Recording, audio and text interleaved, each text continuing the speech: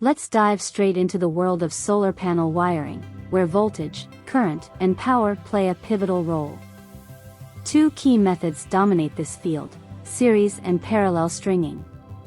Series stringing links solar panels like a daisy chain, increasing voltage but keeping the current constant.